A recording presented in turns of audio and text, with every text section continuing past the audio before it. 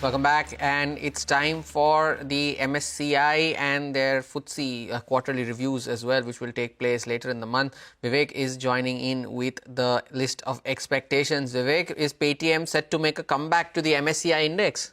Well, it appears so. So what we are basically tracking are the passive indices, like you mentioned, MSCI, FTSE, as well as Sensex.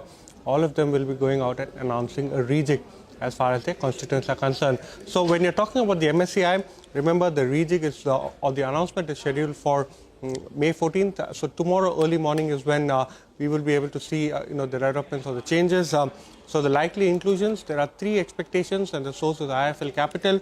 Coromandel International could make its way inflow of close to over $200 million is what is anticipated.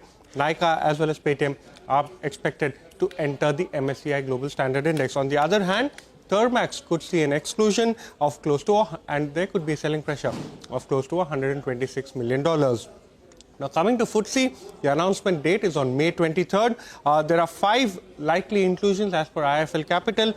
Hyundai Motors, Vishal Megamart, recent listing NTPC Green Energy, Swiggy as well as Wari Energies are the ones that could see their entry as far as the FTSE indices are concerned. Hyundai Motors is likely to see the highest rate with inflows of close to $131 million.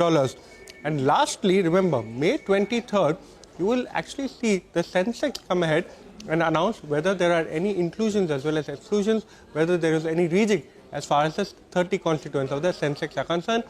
IIFL Capital expects Bharat Electronics and Trent to come into the Sensex. So Bharat Electronics could see inflows of close to $275 million. Trent could see inflows of close to $278 million.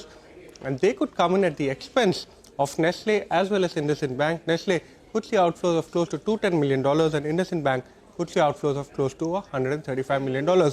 Very important to track, given the fact that there is quite a lot of passive funds as well as a few active funds that actually track this quite closely. MSCI is the one that will come the soonest, so that those are the stocks that are expected to react post the announcement.